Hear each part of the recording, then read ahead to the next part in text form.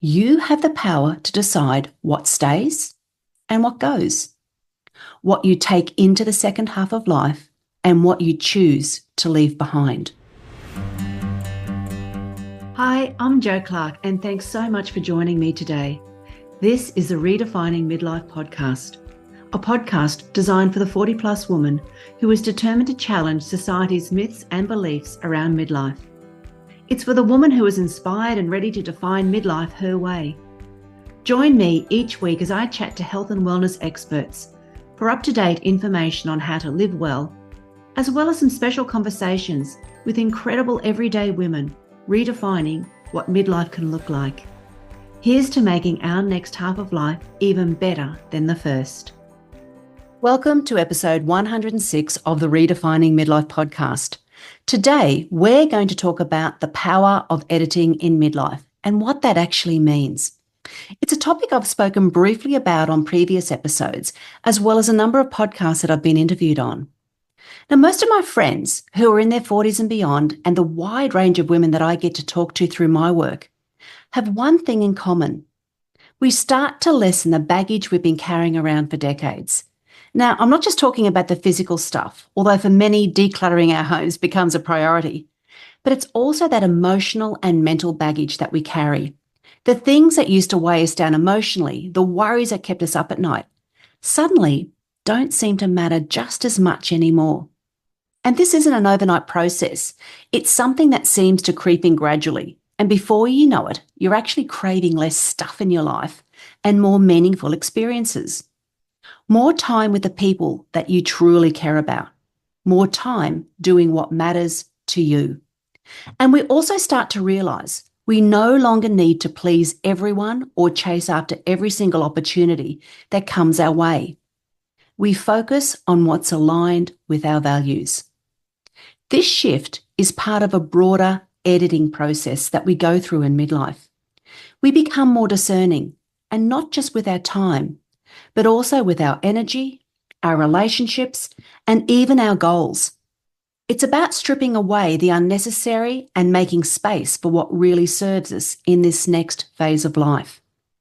Now, for many women, it's a combination of factors. And there's often a reckoning. Like that's what I talk about, a moment or a series of moments.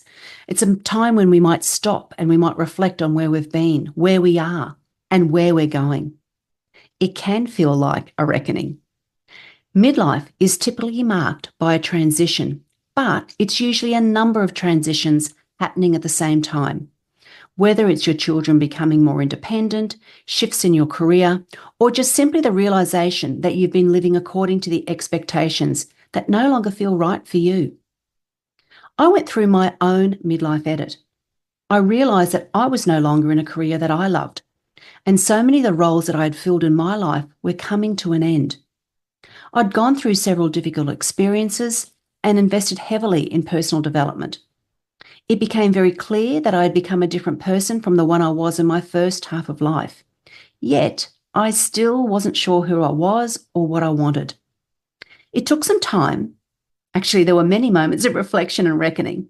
But once I decided what to edit, what to let go of in pursuit of a better second half of life, I really was able to reimagine what my life could be. And it gave me a new lease on life. And this process of editing is exactly what I see in the women that I work with. For some, it comes when they realise that they've been living someone else's version of success, not their own. For others, it's a realisation that they no longer want the dreams and the aspirations they had in their younger years. Now, one of the key reasons this happens in midlife is that we've accumulated so much, both the good and the bad. The first half of our life is really all about adding relationships, building careers, acquiring homes, cars, possessions. But alongside that comes the accumulation of the difficult experiences, the failures, the missed opportunities. And all of these things add layers to our identity.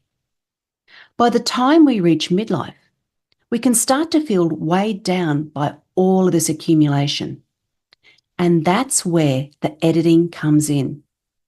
It's a natural part of getting older and it's incredibly empowering.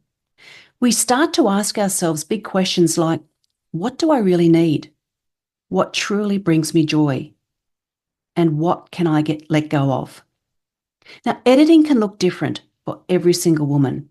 For some, it might involve physical decluttering, like just simplifying your living space or deciding to downsize. Maybe you realise you no longer need all the clothes that used to represent different versions of yourself, or that the endless accumulation of material things just isn't as fulfilling as it once was. For others, it might be emotional or relational editing. Perhaps you start distancing yourself from toxic relationships, or even letting go of friendships that no longer align with your current values or energy. We start to become more protective of our time, choosing to spend it with people who nourish us rather than deplete us. Career editing is another big one in midlife. Now, many women begin to question about their professional path. They ask themselves, is this career truly fulfilling? Am I doing this because I love it or because I just feel obligated? And for some, the answer might be to pivot into something completely different, something that aligns more with their purpose and their values in this season of life.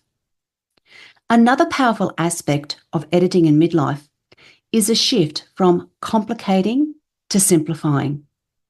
And what I mean by this is when we're younger, it's really easy to fall into that trap of believing that more is better, more accomplishments, more accolades, more responsibilities. But as we get older and we mature, we start to see the beauty and the freedom in simplicity. It doesn't mean that we're settling for less, but rather we're just getting rid of what no longer adds value. It's about focusing on quality over quantity. Simplifying can be as small as deciding to take more walks and fewer meetings, or as big as stepping away from a high-pressure job in favour of a slower, more meaningful pace of life. We realise that life doesn't have to be so hectic, and often the best things in life come when we strip away the excess and we focus on what truly matters. In midlife, editing can also mean revisiting our identity. Like, who are we now after decades of living, growing, and changing? This stage of life offers a chance to rediscover yourself, to look at who you've become and ask, is this a person I still want to be? Is there more that I want to explore? And for many, this is a time to reconnect with the passions or the interests that might have been set aside during the busier years of raising children or advancing a career. It's a time to reflect on what truly lights you up and brings you joy. For some, that might mean diving back into the hobbies or creative projects. For others, it could involve pursuing new learning or even starting fresh in a new field altogether. At its core, editing in midlife is all about choice. It's when you start to see yourself as the author and therefore the editor of your life. And as the editor, you have the power to decide what stays and what goes, what you take into the second half of life and what you choose to leave behind. It's a chance to reclaim your agency over your life and to make conscious decisions about who you are and how you want to spend your time. There really is something deeply empowering about stepping into this role as editor of your own life. Now, editing on your own does take time, and you can waste a lot of precious time, especially when you don't know where to start. But the beauty of this process is that you don't have to do it alone. I put all of my personal learnings, my experiences, and the research of experts into a 6-week online mentoring program called Reimagine. This is an immersive and nurturing program that helps you to get to know yourself on a whole new level. It's where you'll learn how to decide what you need to edit, the new ways of thinking and being, and how to become clear on where you're going. In this program, you'll learn to create your own roadmap for the future. Now, I've supported women from all walks of life in the Reimagine program: doctors, corporate professionals, educators, and stay-at-home mums. And even though each woman is different, they all had one thing in common. They were ready for change and they knew that my mentoring would help save them time. And they were right. In just 6 weeks, their lives were transformed. It didn't take long. They were able to edit, reset, and they stepped into their second half of life with clarity and with purpose. So if you're ready to know yourself on a whole new level and walk into your second half of life with inspiration and purpose and direction, I invite you to take action. And you can head to the show notes to book a free 20-minute connection call with me or visit my website at joeclarkcoaching.com. So as you move through midlife, just think of yourself as the editor of your story, that you get to decide what stays and what goes, that you have the power to cut the parts that no longer serve you, to rewrite the next chapters, and to create a life that reflects who you truly are today, not who you were yesterday or who the world expects you to be. It's a process of refining, of simplifying, and choosing with intention.